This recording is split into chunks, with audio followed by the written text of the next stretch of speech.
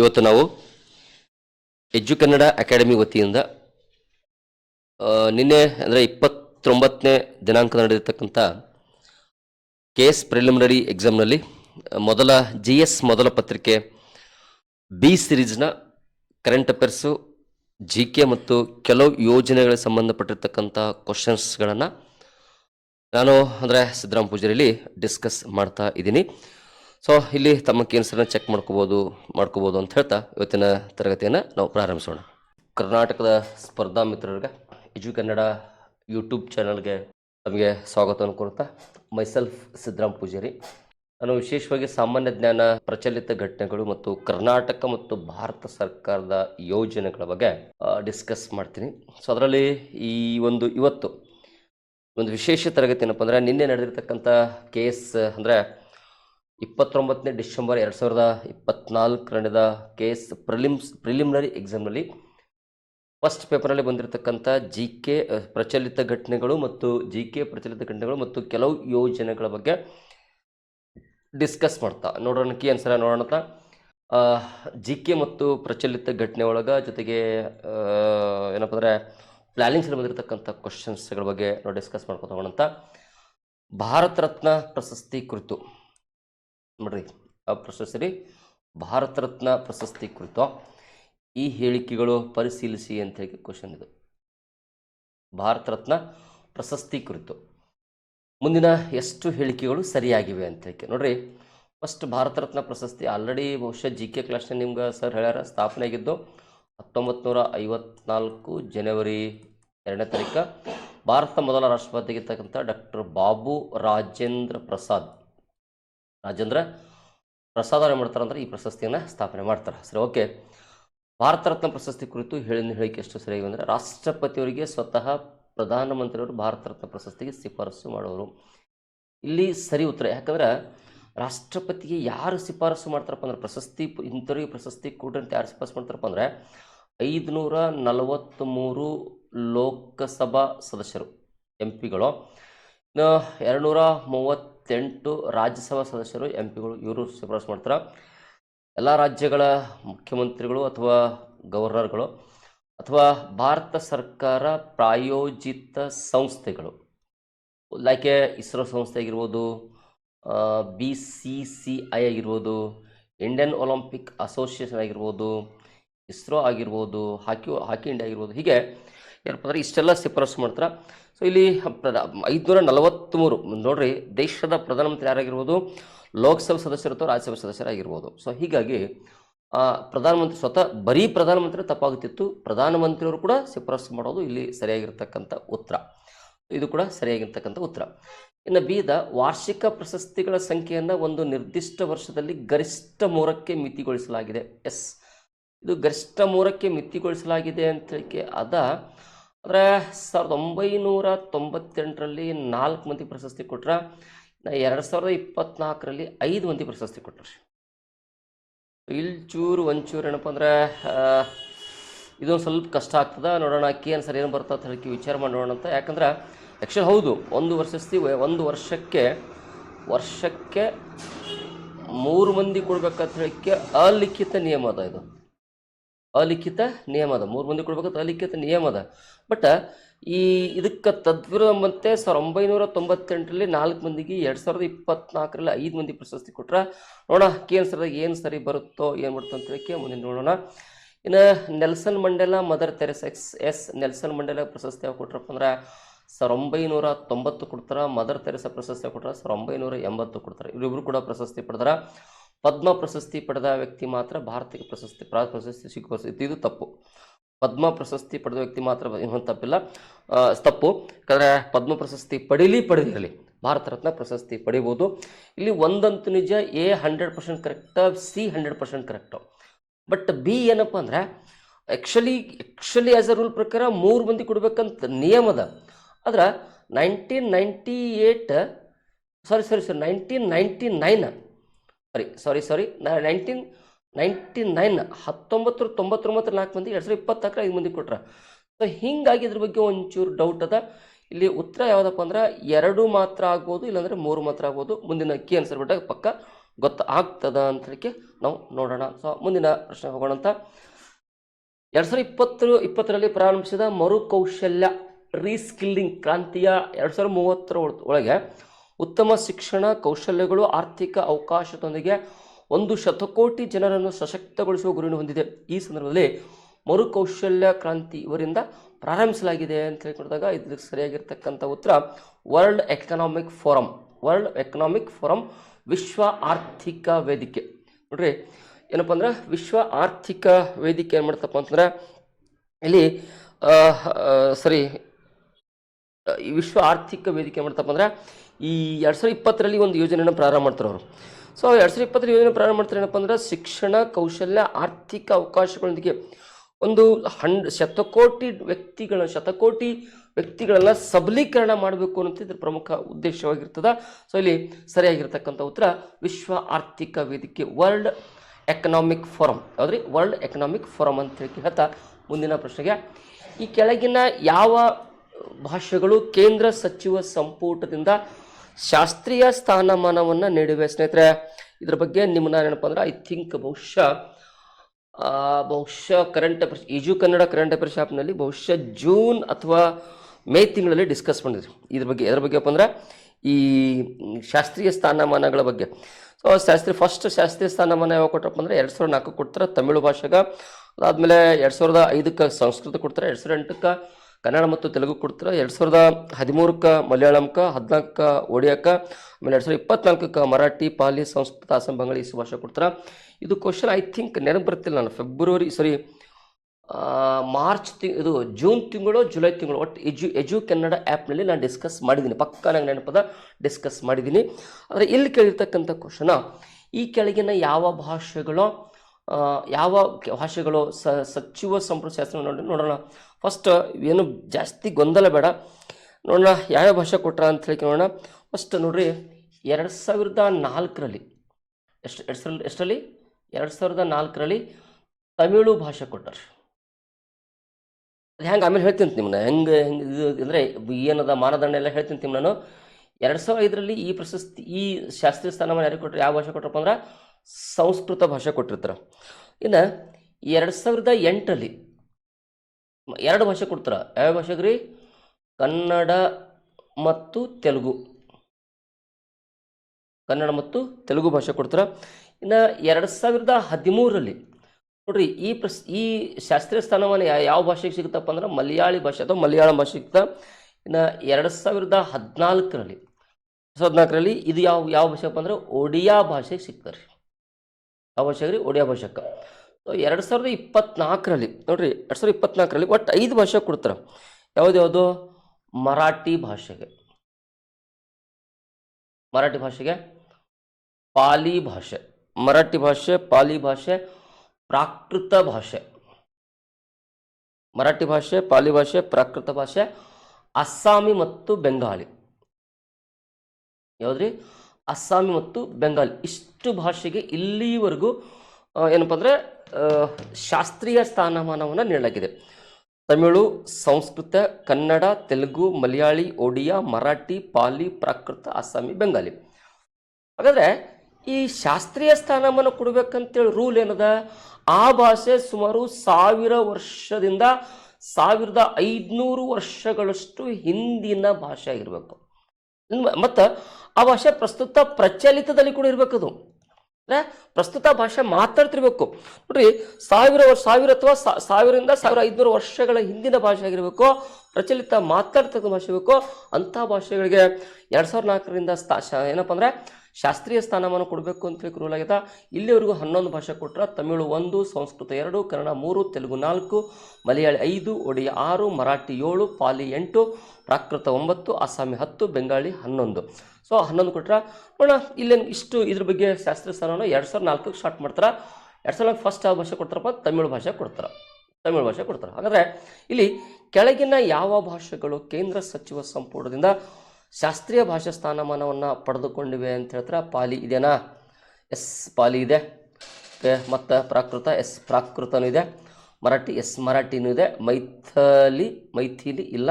ಗುಜರಾತಿ ಇಲ್ಲ. ಹಾಗಾದರೆ ಇಲ್ಲಿ ಸರಿಯಾಗಿರ್ತಕ್ಕಂಥ ಉತ್ತರ ಎ, ಬಿ ಮತ್ತು ಸಿ ಮಾತ್ರ. ಯಾವುದ್ರಿ? ಎ ಬಿ ಮಾತ್ರ ಸಿ ಮಾತ್ರ. ಇದು 35ನೇ ಪ್ರಶ್ನೆಗೆ ಎ ಬಿ ಮತ್ತು ಸಿ ಮಾತ್ರ ಇಲ್ಲಿ ಸರಿಯಾಗಿರ್ತಕ್ಕಂಥ ಉತ್ತರ. ನಾನು ಪಕ್ಕ ನೆನಪದ ನಂಗೆ ಜೂನ್ ಅಥವಾ ಜುಲೈ ತಿಂಗಳಲ್ಲಿ ಇದ್ರ ಬಗ್ಗೆ ನಾನು ಎಜುಕನ್ನಡ ಆ್ಯಪ್ನಲ್ಲಿ ಡಿಸ್ಕಸ್ ಮಾಡಿದ್ದೀನಿ, ನೋಡ್ಬೋದು ಅಂತ ಹೇಳ್ತಾ ಮುಂದಿನ ಪ್ರಶ್ನೆ ಹೋಗೋಣ. ಯಾವ ದೇಶಗಳು ನ್ಯಾಟೋ ಪ್ಲಸ್ನ ಸದಸ್ಯ ರಾಷ್ಟ್ರಗಳಾಗಿವೆ? ನ್ಯಾಟೋ ಸಂಘಟನೆಗಳ ಬೇರೆ, ಸೊ ನ್ಯಾಟೋ ಸದಸ್ಯ ರಾಷ್ಟ್ರಗಳ ಬೇರೆ, ನ್ಯಾಟೋ ಪ್ಲಸ್ ಸದಸ್ಯ ರಾಷ್ಟ್ರಗಳು ಬೇರೆ. ನ್ಯಾಟೋ ಅನ್ನೋದು ನೋಡ್ರಿ, ನ್ಯಾಟೋ ಅಂದ್ರೆ ಏನಪ್ಪ ಅಂದ್ರೆ North Atlantic treaty, North Atlantic treaty organization ಅಂತ ಹೇಳ್ತೀವಿ. ಉತ್ತರ ಅಟ್ಲಾಂಟಿಕ್ನ ಒಪ್ಪಂದ ಸಂಸ್ಥೆ ಅಂತ ಹೇಳ್ತೀವಿ. 1949 ಏಪ್ರಿಲ್ 4ನೇ ತಾರೀಕಿಗೆ ಇದು ಸ್ಥಾಪನೆ ಆಗ್ತದೆ. ಇದರ ಕೇಂದ್ರ ಕಚೇರಿ ಎಲ್ಲಪ್ಪ ಅಂದ್ರೆ ಬೆಲ್ಜಿಯಂ ದೇಶದ ವರ್ಸೆಲ್ಸ್ ಅಥವಾ ಬರ್ಸೆಲ್ಸ್.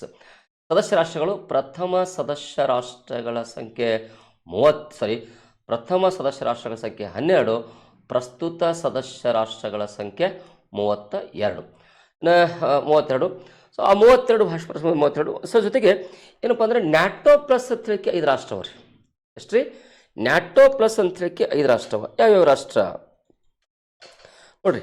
ನ್ಯಾಟೋ ಪ್ಲಸ್ ಅಂತ ಹೇಳಕ್ಕೆ 5 ರಾಷ್ಟ್ರವ ನೋಡೋಣ. ಯಾವ್ಯಾವಪ್ಪ ಅಂದ್ರೆ ಇಸ್ರೇಲ್ ಅದ. ಯಾವ್ದು ರೀ? ಇಸ್ರೇಲ್. ನ್ಯಾಟೋ ಪ್ಲಸ್ ಅಂತ ಹೇಳಕ್ಕೆ ಇಸ್ರೇಲ್ ಅದ ನೋಡ್ರಿ. ನ್ಯಾಟೋ ಪ್ಲಸ್ ಹೇಳಕ್ಕೆ ಟೋಟಲ್ 5 ಭಾಷೆವ. ನೋಡ್ರಿ, ಪ್ರಥಮ ಸದಸ್ಯ ರಾಷ್ಟ್ರಗಳು 32, ಪ್ರಥಮ 12, ಪ್ರಸ್ತುತ 32. ಇದ್ರೊಳಗೆ ಇನ್ನೊಂದು ಹೇಳ್ತೀನಿ, ಇದೊಂದು ಮಿಲಿಟರಿ ಕೂಟವಾಗಿದ್ದು ಪರಸ್ಪರ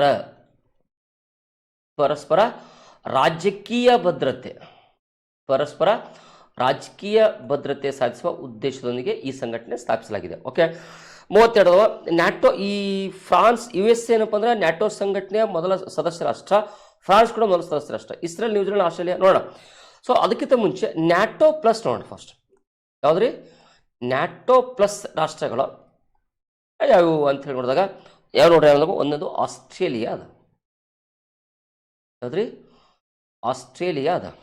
ಮತ್ತು ನ್ಯೂಜಿಲೆಂಡ್ ಅದ. ಆಸ್ಟ್ರೇಲಿಯಾ ಐತಿ, ನ್ಯೂಜಿಲೆಂಡ್ ಐತಿ, ಇಸ್ರೇಲ್ ಅದ ರೀ, ಜಪಾನ್ ಅದ, ದಕ್ಷಿಣ ಕೊರಿಯಾ ಅದ. ಯಾವ ಕೊರಿಯಾ ರೀ? ದಕ್ಷಿಣ ಕೊರಿಯಾ. ಇವೇನಪ್ಪ ಅಂದ್ರೆ ಇಸ್ರೇಲ್ ಇದು ಅಷ್ಟೇ ನ್ಯಾಟೋ ಪ್ಲಸ್ ರಾಷ್ಟ್ರಗಳು. ಯಾವ ನ್ಯಾಟೋ ಪ್ಲಸ್ ರಾಷ್ಟ್ರಗಳು. ಇಲ್ಲಿ ಏನು ಕೇಳೋಣ? ಈ ಕೆಳಗಿನ ಈ ಯಾವ ದೇಶಗಳು ನ್ಯಾಟೋ ಪ್ಲಸ್ ರಾಷ್ಟ್ರಗಳು? ಸರಿ, ಯಾವ್ದ? ಇಸ್ರೇಲ್ ಅದಲ್ಲ? ಇಸ್ರೇಲ್ ಅದ. ಇಲ್ಲಿ ನೋಡ್ರಿ, ಇಸ್ರೇಲ್ ಅದ. Okay, done. ಇಸ್ರೇಲ್ ಅದ. ನ್ಯೂಜಿಲೆಂಡ್ ನ್ಯೂಜಿಲೆಂಡ್ ಅದ. ಆಸ್ಟ್ರೇಲಿಯಾ ಆಸ್ಟ್ರೇಲಿಯಾ ಅದ. ಸೊ ಇಲ್ಲಿ ಕೇಳಿರ್ತಕ್ಕಂಥ ಅವುಗಳಲ್ಲಿ 3 ಮಾತ್ರ. ಆಪ್ಷನ್ಸ್ 2 ಇಲ್ಲಿ ಸರಿಯಾಗಿರ್ತಕ್ಕಂಥ ಉತ್ತರ. ಆಪ್ಷನ್ಸ್ 2 ಸರಿಯಾಗಿರ್ತಕ್ಕಂಥ ಉತ್ತರ. 3 ಮಾತ್ರ ಇಲ್ಲಿ ಸರಿಯಾಗಿರ್ತಕ್ಕಂಥ ಉತ್ತರ ಅಂತ ಹೇಳಕ್ಕೆ ನಾವು ನೋಡ್ತೀವಿ. ಈಗ ಮುಂದಿನ ಪ್ರಶ್ನೆಗೆ, ಬೇಸಿಗೆ ಒಲಿಂಪಿಕ್ಸ್ನಲ್ಲಿ ಪುರುಷರ ವಿಭಾಗದ ಹಾಕಿ ಬ್ರಿಟಿಷ್ ಆಡಳಿತ ಒಳಗೊಂಡು ಒಟ್ಟು 8 ಚಿನ್ನದ ಪದಕಗಳನ್ನು ಭಾರತ ಗೆದ್ದುಕೊಂಡಿದೆ. ಓಕೆ, ಸರಿ. ಭಾರತ ಇಲ್ಲಿವರೆಗೂ ಹಾಕಿಯಲ್ಲಿ 8 ಚಿನ್ನ, 1 ಬೆಳ್ಳಿ, 8 ಚಿನ್ನ, 1 ಬೆಳ್ಳಿ, 4 ಕಂಚು. 8 ಚಿನ್ನ, 1 ಬೆಳ್ಳಿ, 4 ಕಂಚು ಸೇರಿ ಟೋಟಲ್ 13 ಪದಕ ಪಡೆದ ಭಾರತ ಇಲ್ಲಿವರೆಗೂ ಹಾಕಿ ಒಳಗೆ. ಇಲ್ಲಿ ಏನಪ್ಪ ಅಂದ್ರೆ ಬ್ರಿಟಿಷ್ ಆಡಳಿತ 1928 ಫಸ್ಟ್ ಪದಕ ಪಡೀತು ಭಾರತ ಅಮೆಸ್ಟರ್ಡ್ಯಾಮ್ ಒಲಿಂಪಿಕ್ಸ್ನಲ್ಲಿ. ಅಮೆಸ್ಟರ್ಡ್ಯಾಮ್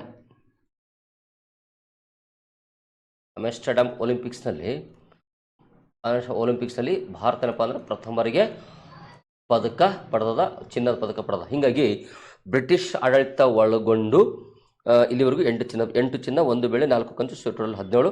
ಸೊ ಇದು ಆಪ್ಷನ್ಸ್ ಏನಪ್ಪ ಅಂದರೆ ಇದು ಸರಿಯಾಗಿದೆ. ಮುಂದಿನ ಪರಿಗಣಿಸಿದ್ರೆ ಇದು ಸರಿಯಾಗಿದೆ. ಭಾರತವು FIH ಫೆಡರೇಷನ್ ಆಫ್ ಇಂಟರ್ನ್ಯಾಷನಲ್ ಹಾಕಿ, ಇದರ ಅರ್ಥ ಫೆಡರೇಷನ್ ಆಫ್ ಇಂಟರ್ನ್ಯಾಷನಲ್ ಹಾಕಿ ವಿಶ್ವಕಪ್ಪನ್ನು ಎಂದೂ ಗೆದ್ದುಕೊಂಡಿಲ್ಲ. ತಪ್ಪು. ಯಾವಾಗಪ್ಪ ಅಂದ್ರೆ 1975ಕ್ಕೆ ಭಾರತ ವಿನ್ ಆಗ್ಯದ್ರಿ. ಅದು ಯಾರಿಗೆ ಸೋಲಿಸಿ? ಪಾಕಿಸ್ತಾನವನ್ನು ಸೋಲಿಸಿ ವಿನ್ ಆಗ್ಯದ. ಈ ಗೆಲುವು ಮರೆಯುವ ಹಾಗೇನೇ ಇಲ್ಲ. 75ರ ವರ್ಲ್ಡ್ ಕಪ್ನಲ್ಲಿ ಭಾರತ ಪಾಕಿಸ್ತಾನವನ್ನು ಸೋಲಿಸಿ ವರ್ಲ್ಡ್ ಕಪ್ ಏನಪ್ಪ ಅಂದರೆ ಗೆದ್ದದ. ಸೊ ಹಿಂಗಿಲ್ಲಿ ಕೊಟ್ರನ್ನ ಭಾರತ FIH ಹಾಕಿ ವಿಶ್ವಕಪ್ನಲ್ಲಿ ಎಂದೂ ಗೆದ್ದಿಕೊಂಡಿಲ್ಲ, ಇದು ತಪ್ಪು. ಭಾರತ 75 ಪಾಕಿಸ್ತಾನ ಸೋಲಿಸಿ ಗೆದ್ದದ್ರಿ, ಇದು ತಪ್ಪು. ಭಾರತೀಯ ಮಹಿಳಾ ಹಾಕಿ ತಂಡವು ಮೊಟ್ಟ ಮೊದಲ ಬಾರಿಗೆ ಮಹಿಳೆಯರ ಜೂನಿಯರ್ ಏಷ್ಯಾ ಕಪ್ 2023 ಗೆದ್ದಿದೆ. ಜೂನಿಯರ್ 2004 ನಡೆದ, ಭಾರತ ಇಲ್ಲಿವರೆಗೆ 2 ಸಲ ಗೆದ್ದದ್ರಿ. ಏಷ್ಯಾ ಜೂನಿಯರ್ ಏಷ್ಯಾ ಮಹಿಳೆಯರು 2 ಸಲ ಗೆದ್ದರ. ಫಸ್ಟ್ ಗೆದ್ದಿದ್ದು 2023, ಸೆಕೆಂಡ್ ಗೆದ್ದಿದ್ದು 2024. ಹೀಗಾಗಿ ಸರಿಯಾಗಿರ್ತಕ್ಕಂಥ ಉತ್ತರ. ಸ್ನೇಹಿತರೆ, ಒಂದು ಮಾತು ಗೊತ್ತಿರಲಿ, ಇದೂ ಕೂಡ ನಾನು ಡಿಸ್ಕಸ್ ಮಾಡಿದ್ದೀನಿ, ಪಕ್ಕಾ ಕಾನ್ಫಿಡೆಂಟ್ ಹೇಳ್ತೀನಿ ನಾನು. ಎಜು ಕನ್ನಡ ಆ್ಯಪ್ನಲ್ಲಿ ಇದು ಕೂಡ ಕ್ವಶನ್ ಡಿಸ್ಕಸ್ ಮಾಡಿರಿ. ಇಲ್ಲಿ ಸರಿಯಾಗಿರ್ತಕ್ಕಂಥ ಉತ್ತರ 2 ಹೇಳಿಕೆಗಳು ಮಾತ್ರ ಸರಿ. ಯಾವುದೇ 2 ಹೇಳಿಕೆಗಳು ಮಾತ್ರ ಸರಿ ಅಂತ ಹೇಳಿ ನಾವು ಹೇಳ್ತೀವಿ. ಅದ್ಯಾವುದು, ಬೇಸಿಗೆ ಒಲಿಂಪಿಕ್ಸ್ ಭಾರತ ಬ್ರಿಟಿಷ್ ಆಡಳಿತ ಒಳಗೊಂಡಂತೆ 8 ಚಿನ್ನದ ಪದಕ ಪಡೆದ. ಭಾರತ ಮಹಿಳೆಯರ ಜೂನಿಯರ್ ಹಾಕಿಯಲ್ಲಿ ಫಸ್ಟ್ ಗೆದ್ದ ಭಾರತ 2023 ಗೆದ್ದ, 2023 ಗೆದ್ದ, 2024 ಗೆದ್ದ, 2 ಸಲ ಗೆದ್ದ. ಬಟ್ ಇಲ್ಲ ಏನು ಫಸ್ಟ್ ಕೇಳಂದ್ರೆ ಮೊದಲ ಬಾರಿಗೆ ಅಂತ ನೋಡ್ರಿ, ಇಲ್ಲಿ ಮೆನ್ಷನ್ ಮಾಡಿ ನೋಡ್ರಿ, ಮೊದಲ ಬಾರಿಗೆ ಅಂತದ. ಮೊದಲ ಬಾರಿಗೆ 2023 ಸರಿಯಾಗಿರ್ತಕ್ಕಂಥ ಉತ್ತರ. ಹೀಗಾಗಿ 2 ಹೇಳಿಕೆಗಳು ಇಲ್ಲಿ ಸರಿಯಾಗಿರ್ತಕ್ಕಂಥ ಉತ್ತರ. ಆಪ್ಷನ್ಸ್ 2 ಇಲ್ಲಿ ಸರಿ ಅಂತ ಹೇಳಿ ನಾವು ಹೇಳ್ತೀವಿ. ಓಕೆ, ನೋಡೋಣ. ಭಾಳ ಚಂದ ಕ್ವಶನ್ ಇಟ್ಟನ್ರಿ. 2020 ಈ ಮುಂದಿನ ಹೇಳಿಕೆಗಳನ್ನು ಪರಿಗಣಿಸಿ 2024 ಪ್ಯಾರಾಲಿಂಪಿಕ್ ಕ್ರೀಡೆಗಳು ಜಪಾನಿನ ಟೋಕಿಯೋದಲ್ಲಿ ನಡೆಸಲಾಯಿತು. ಓಕೆ, ಭಾರತ ಒಟ್ಟು 29 ಪದಕಗಳನ್ನು ಪಡೆದು 2024 ಪ್ಯಾರಾಲಿಂಪಿಕ್ಸ್ ಕ್ರೀಡೆಗಳಲ್ಲಿ ಇತಿಹಾಸದಲ್ಲಿ ಅತಿ ಹೆಚ್ಚು ಯಶಸ್ವಿ ಪ್ರಶ್ನೆ ಸಾಧನೆ ಮಾಡ್ತು. ಓಕೆ, ನೋಡೋಣ. ಓಕೆ, ನೆಕ್ಸ್ಟ್ ಏನಪ್ಪ ಅಂದರೆ 2024ರಲ್ಲಿ 3 ಹೊಸ ಕ್ರೀಡೆಗಳಾದ ಪ್ಯಾರಾ ಕ್ರಿಕೆಟ್, ಪ್ಯಾರಾ ರೋಯಿಂಗ್ ಮತ್ತು ಅಂಧ ಫುಟ್ಬಾಲ್ನಲ್ಲಿ ಭಾರತೀಯ ನೋಡೋಣ. ಜಾವ್ಲಿನ್ ಆಟಗಾರ ಸುಮಿತ್ ಅಂಟಿಲ್ ಅವರು ಪ್ಯಾರಾಲಿಂಪಿಕ್ಸ್ ಪ್ರಶಸ್ತಿಯನ್ನು ಉಳಿಸಿಕೊಂಡ ಭಾರತದ ಪ್ರಥಮ ಪುರುಷ ಕ್ರೀಡಾಪಟುವಿಗೆ ಇತಿಹಾಸ ನಿರ್ಮಿಸಿದ್ರು ಅಂತ ಹೇಳಿ ಅದ. ನೋಡೋಣ, ಇಲ್ಲಿ ಕೊಟ್ಟಿರ್ತಕ್ಕಂಥ 4 ಹೇಳಿಕೆಯನ್ನು ಪರಿಗಣಿಸೋಣ. 2024 ಪ್ಯಾರಾಲಿಂಪಿಕ್ಸ್ ಕ್ರೀಡಾಕೂಟ ಜಪಾನ್ ಅಲ್ರಿ, ಜಪಾನ್ ಒಳಗೆ 2020 16ನೇ ಆವೃತ್ತಿ ನಡೆದ. ಎಷ್ಟು ಆವೃತ್ತಿ ರೀ? 16ನೇ ಆವೃತ್ತಿ ನಡೆದ. ಬಟ್ 2024ರಲ್ಲಿ 17ನೇ ಆವೃತ್ತಿ ಏನಪ್ಪ ಅಂದ್ರೆ ಫ್ರಾನ್ಸ್ ದೇಶದ, ಯಾವ ದೇಶದ ರೀ? ಫ್ರಾನ್ಸ್ ದೇಶದ ಪ್ಯಾರಿಸ್ನಲ್ಲಿ ನಡೀತು. ಹಾಗಾದರೆ ಇದು ಆಪ್ಷನ್ ಹೇಳಿಕೆಯೇ ತಪ್ಪು. ಓಕೆ, ಭಾರತ ಒಟ್ಟು 29 ಪದಕ ಪಡೆದ. ನೋಡ್ರಿ, 29 ಒಳಗೆ ನೋಡ್ರಿ, ಚಿನ್ನ 7, ಬೆಳ್ಳಿ 9. ನೋಡ್ರಿ, ಚಿನ್ನ 7, ಬೆಳ್ಳಿ 9. ಇನ್ನು ಕಂಚು, ಚಿನ್ನ 7, ಬೆಳ್ಳಿ 9, ಕಂಚು 13. ಟೋಟಲ್ ಎಲ್ಲ ಪದಕ ಸೇರಿ ಭಾರತ ಎಷ್ಟು ಪದಕ ಗೆದ್ದಪ್ಪ ಅಂದರೆ 29 ಪದಕ ಗೆದ್ದ. 29 ಪದಕ ಗೆದ್ದು ಪ್ಯಾರಾಲಿಂಪಿಕ್ ಇತಿಹಾಸದಲ್ಲಿ ಅತಿ ಹೆಚ್ಚು ಯಶಸ್ವಿ ಪ್ರಶ್ನೆ ಎಷ್ಟು? ಇದು ಕರೆಕ್ಟ್, ಅಬ್ಸಲ್ಯೂಟ್ಲಿ ರೈಟ್, ಇದು ಸರಿಯಾಗಿರ್ತಕ್ಕಂಥ ಉತ್ತರ. 2024 ಫಸ್ಟ್ ಆಫ್ ಆಲ್ ಪ್ಯಾರಾ ಕ್ರಿಕೆಟೇ ಇರಲಿಲ್ಲ, ಮುಂದೆ ನೋಡೋದು ಬೇಡ, ಪ್ಯಾರಾ ಕ್ರಿಕೆಟೇ ಇರಲಿಲ್ಲ. ಜಾವ್ಲಿನ್ ಆಟಗಾರ ಸುಮಿತ್ ಅಂಟಿಲ್ ಅವರು ಪ್ಯಾರಾಲಿಂಪಿಕ್ಸ್ ಪ್ರಶಸ್ತಿಯನ್ನು ಉಳಿಸಿಕೊಂಡ ಭಾರತ ಪ್ರಥಮ. ಹೌದು, ಇದು ಇವರು 2020 ಟೋಕಿಯೋ ಒಲಿಂಪಿಕ್ಸ್ನಲ್ಲಿ ಜಾವ್ಲಿನ್ ಎಸೆತ F6 ವಿಭಾಗದಲ್ಲಿ ಚಿನ್ನದ ಪದಕ ಪಡಿತಾರೆ. ಅದರಂತೆ 2024 ಪ್ಯಾರಿಸ್ ಪ್ಯಾರಾಲಿಂಪಿಕ್ಸ್ ಕೂಡ ಯಾವ ಪದಕ ಪಡಿತಾರೆ? ಚಿನ್ನದ ಪದಕ ಪಡಿತಾರೆ. ಹೀಗಾಗಿ ಏನಪ್ಪ ಅಂದರೆ ಇದು ಸರಿಯಾಗಿರ್ತಕ್ಕಂಥ ಅಂದರೆ ಆಪ್ಷನ್ಸ್ ಬಿ ಮತ್ತು ಡಿ ಸರಿ. ಯಾವುದ್ಯಾವುದು? ಬಿ ಮತ್ತು ಡಿ ಸರಿ. ಅಂದರೆ ಆಪ್ಷನ್ಸ್ 3 ಇಲ್ಲಿ ಸರಿಯಾಗಿರ್ತಕ್ಕಂಥ ಉತ್ತರ. ಬಿ ಮತ್ತು ಡಿ ಸರಿಯಾಗಿರ್ತಕ್ಕಂಥ ಉತ್ತರ ಅಂತ ಹೇಳ್ತಾ ಮುಂದಿನ ಪ್ರಶ್ನೆ ಹೋಗೋಣಂತ. ಖಜಾನಾ ಇದು GKನೂ ಹೌದು, ಕರೆಂಟ್ ಅಫೇರ್ಸ್ನು ಹೌದು, ಎಲ್ಲ ಓಕೆ. ನೋಡ, ಕೆಳಗಿನ ಹೇಳಿಕೆಯನ್ನು ಪರಿಗಣಿಸಿ ರಷ್ಯಾದ ಖಜಾನಾದ 16ನೇ ಬ್ರಿಕ್ಸ್ ಶೃಂಗಸಭೆಯಲ್ಲಿ ಭಾರತ ಭಾಗವಹಿಸಿದೆ. ಭಾರತ ಪ್ರತಿನಿಧಿಯಾಗಿ ಭಾರತ ಪ್ರಧಾನಮಂತ್ರಿಯಾಗಿರ್ತಕ್ಕಂಥ ನರೇಂದ್ರ ಮೋದಿ ಅವರು ಭಾಗವಹಿಸ್ತಾರೆ. ಏಷ್ಯಾ ಅಭಿವೃದ್ಧಿ bank ADB, Asian development bank, BRICS ರಾಷ್ಟ್ರಗಳಿಂದ ಸ್ಥಾಪಿಸಲ್ಪಟ್ಟ ಬಹುಪಕ್ಷ ಅಭಿವೃದ್ಧಿ ಬ್ಯಾಂಕ್ ಆಗಿದೆ. ತಪ್ಪು. ಏಷ್ಯಾ ಅಭಿವೃದ್ಧಿ bank Japan, America, China, Bharat ಸೇರಿ 1966 ಡಿಸೆಂಬರ್ 19ನೇ ತಾರೀಕಿಗೆ ಸ್ಥಾಪನೆ ಮಾಡ್ತಾವ್ರಿ. ಅದಲ್ಲ, ಬ್ರಿಕ್ಸ್ ಬ್ಯಾಂಕ್ ಯಾವುದಪ್ಪ ಅಂದ್ರೆ ನ್ಯೂ ಡೆವಲಪ್ಮೆಂಟ್ ಬ್ಯಾಂಕ್, ಹೊಸ ಅಭಿವೃದ್ಧಿ ಬ್ಯಾಂಕ್ ಅಂತ ಹೇಳಿಕೆ 2015 ಜುಲೈ 21 ಸ್ಥಾಪನೆ ಮಾಡ್ತಾರೆ. ಈ ಬ್ರಿಕ್ಸ್ ಬ್ಯಾಂಕ್ ಸ್ಥಾಪನೆ ಬ್ಯಾಂಕ್ ND ಬ್ಯಾಂಕು. ಬಟ್ ಇಲ್ಲಿ ಕೇಳೋದು ಏಷ್ಯನ್ ಡೆವಲಪ್ಮೆಂಟ್ ಬ್ಯಾಂಕ್ ಬ್ರಿಕ್ಸ್ ಸ್ಥಾಪನೆ ಮಾಡಲ್ಲ. ಭಾರತವು ಬ್ರಿಕ್ಸ್ ಶೃಂಗಸ ಅಧ್ಯಕ್ಷತೆ ಇಲ್ಲಿವರೆಗೂ ಎಂದೂ ವಹಿಸಿದ್ರಿ ಸರ್, ತಪ್ಪು ಇದು. ಯಾಕೆ ಯಾವಾಗ 2012 ನಡೆದತಕ್ಕಂಥ ಬ್ರಿಕ್ಸ್ ಶೃಂಗಸಭೆ ಅಧ್ಯಕ್ಷತೆಯನ್ನು ಭಾರತದಾಗಿನ ಪ್ರಧಾನಮಂತ್ರಿ ಆಗಿರ್ತಕ್ಕಂಥ ಮನಮೋಹನ್ ಸಿಂಗ್ ಅವರು 4ನೇ ಬ್ರಿಕ್ಸ್ ಶೃಂಗಸಭೆ. ಆಮೇಲೆ 8ನೇ ಬ್ರಿಕ್ಸ್ ಶೃಂಗಸಭೆ 2016 ನಡೀತದ. ಎಲ್ಲಪ್ಪ ಅಂದ್ರೆ ಭಾರತ ಗೋವಾದ ನಡೀತಾ. ಇವು ಪ್ರಧಾನಮಂತ್ರಿ ಯಾರಿದ್ರಪ್ಪ, ನರೇಂದ್ರ ಮೋದಿಯವರು ಅಧ್ಯಕ್ಷತೆ ವಹಿಸ್ಕೋತಾರೆ. ಇನ್ನು 13ನೇ ಸಭೆ 2021 ವಿಡಿಯೋ ಕಾನ್ಫರೆನ್ಸ್ ಮೂಲಕ ಆ ಸಭೆ ಅಧ್ಯಕ್ಷತೆಯನ್ನು ಕೂಡ ಯಾರಿಸ್ಕೋತಾರೆ, ನರೇಂದ್ರ ಮೋದಿಯವರು. ಭಾರತ ಪ್ರಧಾನಿ ಆಗಿರ್ತಕ್ಕಂಥ ನರೇಂದ್ರ ಮೋದಿಯವರು ವಹಿಸ್ಕೋತಾರೆ. ಸೊ ಹೀಗಾಗಿ ಏನಪ್ಪ ಅಂದರೆ ಈ ಇದರಲ್ಲಿ ಭಾರತವು ಬ್ರಿಕ್ಸ್ ಅಧ್ಯಕ್ಷತೆ ವಹಿಸಿಲ್ಲ. ಇದು ಕೂಡ ತಪ್ಪು ಅಂತ ಹೇಳ್ಕೊತೀವಿ. ಇನ್ನು ಯು ಎಸ್ ಎನ್ನು ಬ್ರಿಕ್ಸ್ ಹೊಸ ಸೇರ್ಪಡೆ ಮಾಡ್ಕೊಳ್ಳೋ ಇದು ತಪ್ಪು. USA ಸೇರ್ಪಡೆ ಆಗಿದೆ, ಇಥಿಯೋಪಿಯಾ ಸೇರ್ಪಡೆ ಆಗ್ಯದ. ನೋಡಿ, ಇತ್ತೀಚೆಗೆ ಸೇರ್ಪಡೆ ರಾಷ್ಟ್ರ ಯಾವುದಪ್ಪ ಅಂದ್ರೆ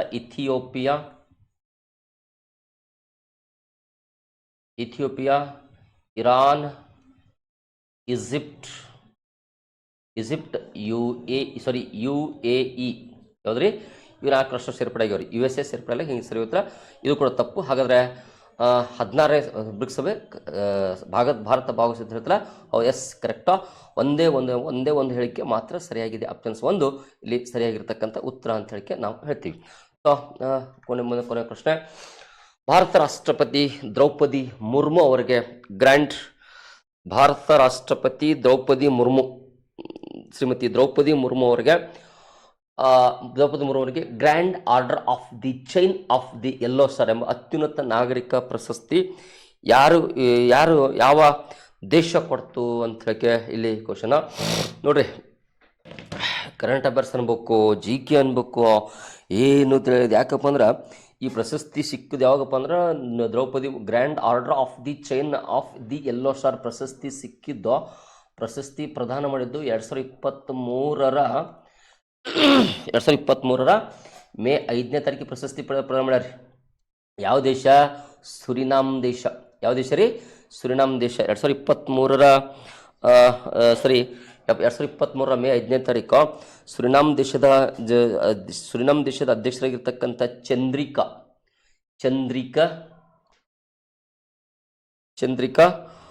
ಪೆರ್ಸಾದ್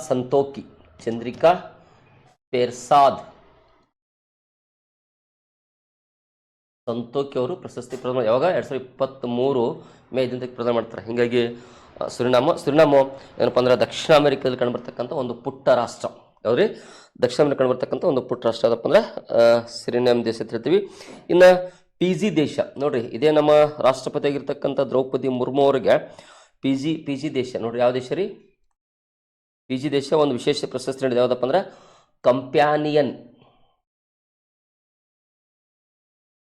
companion of the order of the PG ಹೇಳಿಕೆ ಪ್ರಶಸ್ತಿ ಕೊಟ್ಟರು. ಯಾವಾಗ? 2024 ಆಗಸ್ಟ್ ತಿಂಗಳಲ್ಲಿ ಕೊಟ್ರ.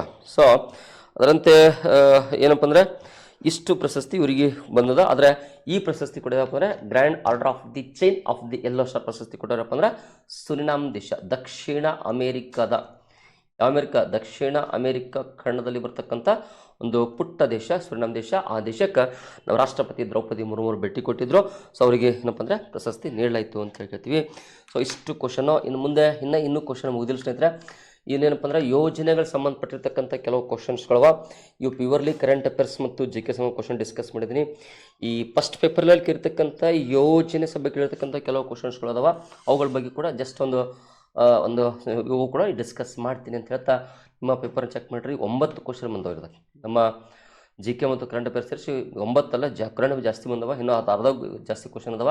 ಸೊ GK ಕ್ವಶನ್ 8-9 ಕ್ವಶನ್ ಬಂದವ. ಅವುಗಳ ನಿಮ್ಮ ನೋಡಿದ್ದೀನಿ. ಬಹುಶಃ ಇಲ್ಲಿ 100% ಕರೆಕ್ಟ್ ಅನ್ಸಿದ್ರೆ ಬಹುಶಃ ಫಸ್ಟಿಂದ ಒಂದೇ ಯಾವುದ್ರಿ 19ನೇ ಕ್ವಶನ್ ನೋಡಿರಿ. ಫಸ್ಟಿಂದ ಒಂದೇ ಯಾವುದಪ್ಪ ಅಂದ್ರೆ ಇದು ಒಂಚೂರು ಡೌಟ್ ಅದ ನಮಗೆ. ಯಾವುದು? 1 ನಿಮಿಷ. 19ನೇ ಅಥವಾ ಇದು ಕ್ವಶನ್ ಒಂಚೂರು ಡೌಟ್ ಅದ. ಏನು ಡೌಟ್ ಅಂದ್ರೆ ಯಾವ್ದ್ರದಾಗ ಡೌಟಪ್ಪ ಅಂದ್ರೆ ಪ್ರಶಸ್ತಿ 3ಕ್ಕೆ ಇವು ಆಪ್ಷನ್ ಸಿ ಕರೆಕ್ಟ್ ಸರಿ ಉತ್ತರ. ನೆಲ್ಸನ್ ಮೇಡಮ್ ಅದು ಸರಿ, ಎ ಮತ್ತು ಸಿ ಸರಿ, ಬಿನೇ ಒಂಚೂರು ಡೌಟ್ ಅದ. ಅದಕ್ಕೆ 2 ಮಾತ್ರನ 3 ಮಾತ್ರನ ಅದು ಒಂಚೂರು ಡೌಟ್ ಅದ. ಅವುಗಳ ಬಗ್ಗೆ key answer government key answer check ಮಾಡೋಣ ಅಂತ ಹೇಳ್ತಾ ಯೋಜನೆ ಪಟ್ಟ ಮತ್ತೆ ಡಿಸ್ಕಸ್ ಮಾಡಿ ಹೇಳ್ತಾ ತಮಗೆಲ್ಲರೂ ಒಳ್ಳೆಯದಾಗಲಿ, ಶುಭವಾಗಲಿ, ಮುಂದಿನ ಬರ್ತಕ್ಕಂಥ ಎಕ್ಸಾಮ್ ಸಕ್ಸಸ್ ಆಗಲಿ ಅಂತ ಹೇಳ್ತಾ ತಿಳಿಸುತ್ತಾ ತಮಗೆಲ್ಲರಿಗೂ ಮತ್ತೊಮ್ಮೆ ಕರ್ನಾಟಕದ ನನ್ನೆಲ್ಲ ಪ್ರೀತಿಯ ಸ್ಪರ್ಧಾ ಮಿತ್ರರಿಗೆ ಎಜುಕನ್ನಡ ಯೂಟ್ಯೂಬ್ ಚಾನಲ್ ಮತ್ತು ಎಜುಕೇಟಲ್ ಆ್ಯಪ್ಗೆ ತಮಗೆಲ್ಲರೂ ಸ್ವಾಗತ ಕೋರ್ತಾ, ನಿನ್ನೆ ನಡೆದಿರ್ತಕ್ಕಂಥ KS ಅಂದರೆ 29 ಡಿಸೆಂಬರ್ 2024 ನಡೆದಿರ್ತಕ್ಕಂಥ KS ಪ್ರಿಲಿಮ್ಸ್ ಎಕ್ಸಾಮ್ನಲ್ಲಿ ಕೆಲವು ಯೋಜನೆಗಳು, ಪ್ರಚಲಿತ ಘಟನೆಗಳು, GK ಸಂಬಂಧಪಟ್ಟಿರ್ತಕ್ಕಂಥ ಕೇಳ್ತಕ್ಕಂಥ ಕೆಲವು ಕ್ವಶನ್ ಒಂದು ಭಾಗ ಆಲ್ರೆಡಿ ಮುಗಿಸಿದ್ದು. 2ನೇ ಭಾಗ ಇವತ್ತು ನಾನು ಡಿಸ್ಕಸ್ ಮಾಡ್ತೀನಿ. ಇದಷ್ಟೇ ಅಲ್ಲ ಸ್ನೇಹಿತರೆ, ನೆಕ್ಸ್ಟ್ ಇನ್ನೊಂದು ಕ್ಲಾಸ್ ತಗೊಂಡು ಸೆಕೆಂಡ್ ಪೇಪರಲ್ಲಿ ಬಂದಿರತಕ್ಕಂಥ ಯೋಜನೆಗಳು, ಅಂತಾರಾಷ್ಟ್ರೀಯ ಸಂಬಂಧಗಳು, ರಾಜ್ಯ ವಿಷಯಗಳು, ಒಟ್ಟು ನಿಮ್ಮ science, technology, maths, mental ability ಬಿಟ್ಟು ಸೆಕೆಂಡ್ ಪೇಪರ್ ಒಳಗೆ ಏನು ಬಂದವಲ್ಲ, ಸೊ ಐ ಥಿಂಕ್ ಅಲ್ಲಿ ನನ್ನ ಅಂದಾಜ್ ಪ್ರಕಾರ ಒಂದು 20ರಿಂದ 30 ಕ್ವಶನ್ ಇರ್ಬೋದು. ಅವೆಲ್ಲವನ್ನೂ ಕೂಡ ನಿಮ್ಮನ್ನ ಈ ನೆಕ್ಸ್ಟ್ ಕ್ಲಾಸಲ್ಲಿ ಅಂದರೆ ನಾಳೆ ಕ್ಲಾಸಲ್ಲಿ ಎಲ್ಲ ಕ್ವಶನ್ ತಂದು ಡಿಸ್ಕಸ್ ಮಾಡ್ತೀನಿ. ಇದಷ್ಟೇ ಎಲ್ಲ ಈ ಎಕ್ಸಾಮ್ ಇಟ್ಕೊಂಡು ಮುಂದಿನ ಎಕ್ಸಾಮ್ಗೂ ಹೆಲ್ಪ್ ಆಗಬೇಕು. ಆ ರೀತಿ ನಾನು ಕೇವಲ ಏನು ಕ್ವಶನ್ ಅಷ್ಟೇ ಡಿಸ್ಕಸ್ ಮಾಡ್ತಿಲ್ಲ, ಅದ್ರ ಜೊತೆಗೆ ಅದ್ರ ಸುತ್ತಮುತ್ತ ಬಂದಿರತಕ್ಕಂಥ ವಿಷಯಗಳನ್ನು ಕೂಡ ನಾನು ನಿಮ್ಮಲ್ಲಿ ಡಿಸ್ಕಸ್ ಮಾಡ್ತಾ ಇದ್ದೀನಿ ಅಂತ ಹೇಳುತ್ತಾ, ಸೊ ಇವತ್ತಿನ ಮೊದಲ ಪ್ರಶ್ನೆ ನೋಡ್ರಿ, ಇದು ನೋಡ್ರಿ ಬಹಳ ಚಂದದ ಅಂತಾರಾಷ್ಟ್ರೀಯ ವಿಷಯ ಸಂಬಂಧಪಟ್ಟಾಗದ. ವಿರೋಧಿ ರಾಜಕೀಯ ಬಣಗಳಿಂದ ಬಂದಿರುವ ಅಧ್ಯಕ್ಷರು ಮತ್ತು ಪ್ರಧಾನಮಂತ್ರಿ ಇದ್ದಾಗ ಅದನ್ನು ವಿವರಿಸಲು ಫ್ರಾನ್ಸ್ನಲ್ಲಿ ಕೊಹ್ಯಾಬಿಟೇಷನ್ ಎಂಬ ಪದವನ್ನ ಬಳಸಲಾಗುತ್ತೆ. ಕೊಹ್ಯಾಬಿಟೇಷನ್ ಅಂದ್ರೆ, ಈಗ ಬಹುಮತ ಒಂದು ದೊಡ್ಡ ಪಕ್ಷಕ್ಕೆ ಇರ್ತಾರೆ, ಯಾವುದೋ ಪಕ್ಷ ಬಹುಮತ ಇರ್ತಾರೆ, ಪಮಿಸ್ಸಾಗಿ ದೇಶದ ಅಧ್ಯಕ್ಷನೋ ಪ್ರಧಾನಮಂತ್ರಿ ಯಾರೋ ವಿರೋಧ ಪಕ್ಷದ ಆಗಿರ್ತಾರೆ. ಸೊ ಇದಕ್ಕೆ ಫ್ರಾನ್ಸ್ನೊಳಗೆ ಏನಂತ ಕರೀತಾರೆ, ಕೊಹ್ಯಾಬಿಟೇಷನ್ ಅಂತ ಹೇಳಿ ಕರೀತಾರೆ. ಇದು ಕರೆಕ್ಟ್. ಇನ್ನು ಫಿಫ್ತ್ ರಿಪಬ್ಲಿಕ್ ಇತಿಹಾಸದಲ್ಲಿ ಫ್ರಾನ್ಸ್ನಲ್ಲಿ ಈವರೆಗೂ ಅಂತಹ ಕೊಹ್ಯಾಬಿಟೇಷನ್ ಉಂಟಾಗಿರುವುದಿಲ್ಲ. ಉಂಟಾಗಿದೆ. ಯಾವಾಗ?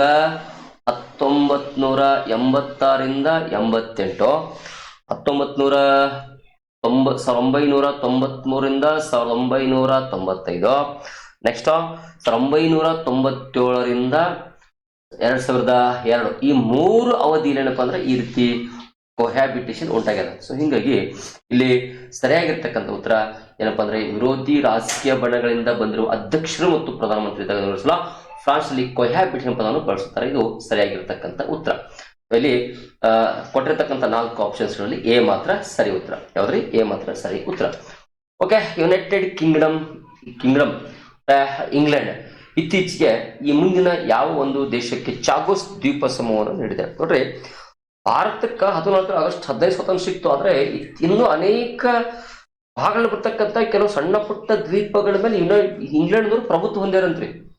ಅರ್ಧ ಒಂದಿತ್ತು ಯಾವ್ದಪ್ಪ ಅಂದ್ರೆ ಚಾಗೋಸ್ ದ್ವೀಪ ಸಮೂಹ ಇತ್ತು. ಇದು ಎಲ್ಲಿ ಬರ್ತಪ್ಪ ಅಂದ್ರೆ ಮಾರಿಸಸ್ ಮತ್ತು ಮಾಲ್ಡೀವ್ಸ್ ಮಧ್ಯದಲ್ಲಿ. ಮಾರಿಸಸ್ ಮತ್ತು ಮಾಲ್ಡೀವ್ಸ್ ಇರ್ತಕ್ಕಂಥ ದ್ವೀಪ ಬರ್ತದೆ. ಯಾವ್ದ್ರಿ? ಚಾಗೋಸ್ ದ್ವೀಪ ಸಮೂಹ ಬರ್ತಾರೆ. ಆ ಚಾಗೋಸ್ ದ್ವೀಪ ಸಮೂಹ ಇಲ್ಲಿವರೆಗೂ ಯಾರ ಹೊಡಿತಾನಿತ್ತು? England UK ಹೊಡಿತಾನಿತ್ತು. ಅವ್ರು ಇತ್ತೀಚೆಗೆ ಅವ್ರು ಯಾರಿಗೆ ಕೊಟ್ರಪ್ಪ ಅಂದ್ರೆ ಮಾರಿಸಸ್ ಕೊಡ್ತಾರೆ. ಯಾರಿಗ್ರಿ? ಮಾರಿಸಸ್ಗೆ ಹಸ್ತಾಂತರ ಮಾಡ್ತಾರೆ. ಸೊ ಇಲ್ಲಿ ಸರಿಯಾಗಿರ್ತಕ್ಕಂಥ ಉತ್ತರ ಮಾರಿಸಸ್ ಅಂತ ಹೇಳಿ ಹೇಳ್ತೀವಿ. ಇದು ಆಫ್ರಿಕಾ ಖಂಡದಲ್ಲಿ ಬರ್ತಕ್ಕಂಥ ಒಂದು ಪುಟ್ಟ ದೇಶ. ಆ ದೇಶಕ್ಕೆ ಏನಪ್ಪ ಅಂದ್ರೆ ಚಾಗೋಸ್ ದ್ವೀಪ ಸಮೂಹ ಇತ್ತೀಚೆಗೆ ಇಂಗ್ಲೆಂಡ್ ಹಸ್ತಾಂತರ ಮಾಡ್ತು. ಇಲ್ಲಿ ಸರಿಯಾಗಿರ್ತಕ್ಕಂಥ ಉತ್ತರ ಮಾರಿಸಸ್ ಅಂತ ಹೇಳಿ ಕೇಳ್ತೀವಿ. ನೋಡ್ರಿ, ಉತ್ತರ ಪೂರ್ವ ರಾಜ್ಯಗಳು. ಸೊ ಈ ನಮ್ಮ KPS ಅವರಿಗೆ ಎಡವಟ್ಟಿಗೂ ಏನೋ ಸಂಬಂಧದ ಒಟ್ಟು. ಇದು ನಾರ್ತ್ ಈಸ್ಟ್. ಇದಕ್ಕೆ ಏನಪ್ಪಾ ಅಂದ್ರ ಇದಕ್ಕೇನು ಇಂಗ್ಲಿಷ್ನಾಗ ನಾರ್ತ್ ಈಸ್ಟ್ ಅಂತ ಕರೀತಾರ. ಇದನ್ನ ಕನ್ನಡದಾಗ ಯಥವತ್ತಾಗಿ ಉತ್ತರ ಪೂರ್ವ ಮಾಡ್ರೆ, ಈಶಾನ್ಯ ಮಾಡಿದ್ರೆ ಮುಗಿದೇ ಹೋಗ್ತಿತ್ತಪ್ಪ. ಈಶಾನ್ಯ ರಾಜ್ಯಗಳು. ಅವ್ರಲ್ಲಿ ಇಂಗ್ಲಿಷ್ನಾಗ ಅದಕ್ಕೆ ಪ್ರತ್ಯೇಕ ಶಬ್ದ ಇಲ್ಲ, ಅವರು ನಾರ್ತ್ ಈಸ್ಟ್ ಮಾಡ್ತಾರೆ. ನಮ್ಮಲ್ಲಿ ಪ್ರತ್ಯೇಕ ಶಬ್ದ ಅದಲ್ಲ, ಈಶಾನ್ಯ ರಾಜ್ಯಗಳು ಬರ್ತಲ್ಲ. ಸೊ ಅದಕ್ಕೆ ಹತ್ರ KPS ಇದವರೆಗೂ ಮತ್ತು ಎಡವಟ್ಟಿಗೂ ಏನೋ ಸಂಬಂಧ ಅದ ಅಂದ್ರೆ ತಪ್ಪೇನಾಗ್ಲಿಕ್ಕಿಲ್ಲ. ಓಕೆ, ಇರ್ಲಿ, ನಮ್ಗೇನಿರ್ಲಿ, ಏನಾಗಿಲ್ಲ. ಉತ್ತರ ಪೂರ್ವ ಅಂದ್ರೆ ಈಶಾನ್ಯ ರಾಜ್ಯಗಳ ಮೂಲಭೂತ ಸೌಕರ್ಯಗಳ ಸಾಮಾಜಿಕ ಅಭಿವೃದ್ಧಿ ಯೋಜನೆಗೆ 2022-23ರಿಂದ 2025-26ರವರೆಗೆ 4 ವರ್ಷಗಳ ಕಾಲ ಆರ್ಥಿಕ ನೆರವು ನೀಡಲು ಈ ಕೆಳಗಿನ ಯಾವ ಯೋಜನೆ ಜಾರಿಗೆಗೊಳಿಸಲಾಯಿತು ಅಂತ ಹೇಳಿ ಪ್ರಶ್ನೆ. ಯಾವ ಯೋಜನೆ ಜಾರಿಗೆಗೊಳಿಸಲಾಯಿತು ಅಂತ ಹೇಳಿ ನೋಡ್ರಿ,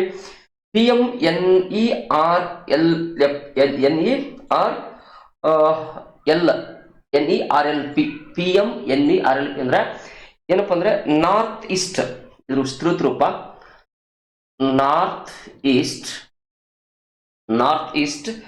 ರೂರಲ್